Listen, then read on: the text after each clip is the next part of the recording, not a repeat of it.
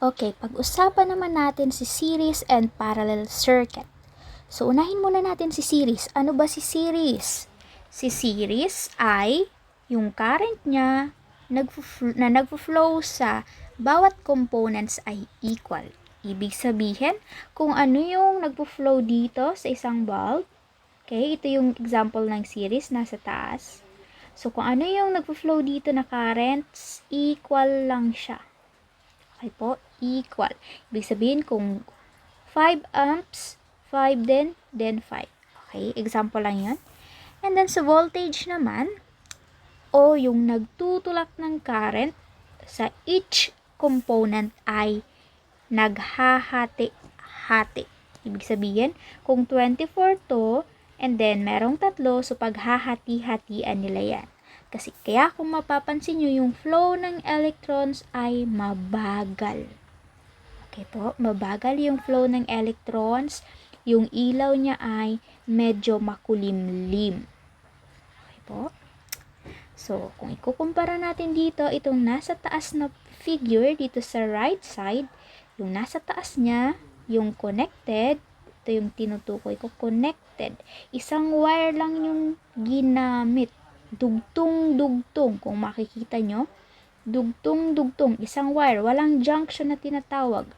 Kumpara mo dito sa parallel circuit. Ano naman yung parallel circuit? Yung parallel circuit ay yung voltage niya sa bawat components ay parehas. So, yung pinagkaiba niya dito sa series, naghahati-hati yung bawat component. Dito sa parallel ay parehas lang siya. Ibig sabihin kung 24 yung total, 24, 24, 24 volts. Kaya kung mapapansin mo, yung flow ng electrons ay mas mabilis kaysa doon sa naka-series connection. Yung ilaw ay mas maliwanag kaysa doon sa series connection. And then, yung total current naman na nagfo-flow dito sa parallel circuit ay naghahati-hati. So, ibig sabihin kung may current na 1, 1, 1, so, i-add mo lang yan para maging 3 yung current niya. Each component. Okay po. So, yun yung pinagkaiba. So, visual naman tayo. Tukuyin natin kung ano yung pinagkaiba. So, dito, sa series, kung mapapansin nyo, sabi natin, mabagal yung flow kasi naghahati-hati sila ng voltahe o yung nagtutulak ng electron. So, kapag mabagal ang electron, hindi masyadong maliwanag yung ilaw. So, what if maputol yung isang connection? So, kung mapapansin nyo, nawala yung ilaw. Yun yung isa sa disadvantage ng series. Okay po, kapag may nasirang component dyan, hindi na yan gagana lahat. Okay po. So, kapag may naputol na component, hindi na yan gagana lahat. So, dito naman sa parallel, sabi natin, meron tayong tinatawag na junction. Alin yung junction? Ito yung part na yan. No? Ilang wire yung nakakonekta? Isa, dalawa, tatlong wires yung nagko-connect. While sa series, isang wire lang yan, nagdudugtong-dugtong. Dito naman sa parallel, merong junction na nagdudugtungan na wire. Hindi isa, kundi tatlong wires pinagdugtong-dugtong sa isang junction. Okay. So, paano naman kung maputulan tayo ng isang component? So, kapag naputol ang isang component, yun lang ang masisira. Yung dalawang component ay gagana pa. What if masira yung component dito? Okay, may gumagana pang isang component. Maliban na lang kung ang masira ay yung main wire, main component dito sa pinakamalapit sa battery. Kapag nasira yan, di sira na din yung buong circuit mo. Okay po, naiintindihan? So, kapag ito yung main line, so kapag nasiraan ka dito sa pinakamalapit sa source, ibig sabihin, makakat yung flow ng electron sa lahat ng parts, kaya hindi na siya gagana.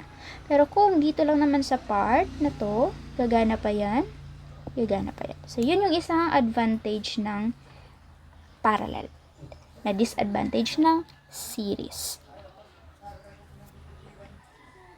Tandaan, sabi natin, ito yung pinakatatandaan para ma-distinguish ang series sa parallel. Yung series ay konektado lang ng isang wire.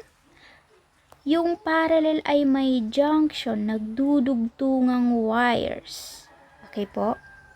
So, yun yung pinagkaiba ng dalawa. So, nasabi na natin to. Sabi natin, yung series ay nagfo-flow lang yung current sa isang path, which is this one. Kapag naputol yung path na yan, hindi na yan gagana. So, current ay parehas. So, kung ano yung current dito, iyon din yung current dito at dito. While the parallel, so merong madaming parts na pag nasira yung isa, pwede pang gumana yung ibang component. And then, yung current niya is iba-iba sa bawat component. So, ito yung summary ng formula ng series, formula ng parallel. Okay.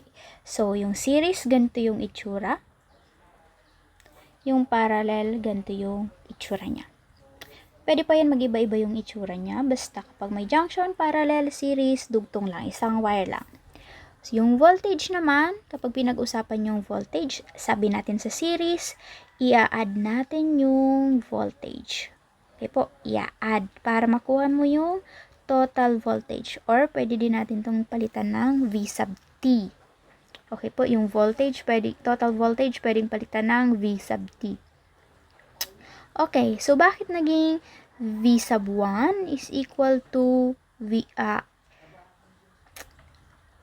current total, then resistance at 1? So, bakit naging ganyan? Kasi sabi natin, individual naman yan. So, kung kukunin mo yung voltage sa first, so, sabi natin, si series ay yung current niya ay equal lang sa lahat. So, yung S, pwede nating tawaging T. Okay po, yun yung kalimitang ginagamit natin, total. So, yan yung formula.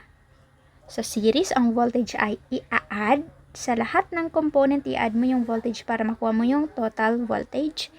Yung current naman, equal lang siya. So, ibig sabihin kung ano yung voltage sa isang resistor o yung total voltage, yun na yun sa lahat. Okay po, kung 1, 1, 1, 1 din. Ano yung resistance? Total resistance or equivalent resistance or R sub T, pwede natin siyang tawaging R sub T. Ito ay V sub T, ito ay I sub T. Okay po, para mas magets. Yan ang gagamitin natin. So, i-add mo lang yung resistance. Okay, add lang. Okay, kapag may nasunog na isang component, hindi na yan gagana lahat. Dito naman tayo sa parallel. Ito yung formula. Sa parallel, yung voltage niya ay equal sa lahat ng part. Okay po. Yung voltage niya, total voltage, ay equal lang siya sa lahat ng components. Dito naman sa current, i-add mo yung lahat ng current sa components. Dito naman sa resistance, ito yung formula niya.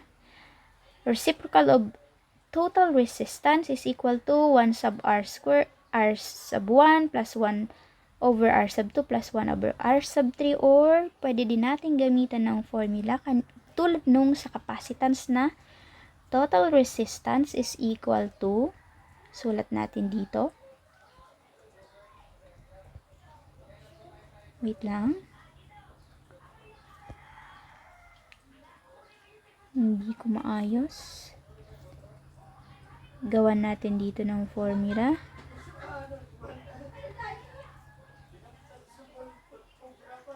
R sub T is equal to 1 over R sub 1 plus 1 over R sub 2 and so on. So, ganyan. Same formula lang nung sa capacitance. So, yun yung summarized formula para sa series and parallel connection. So, next video, magkakaroon tayo ng sample problem.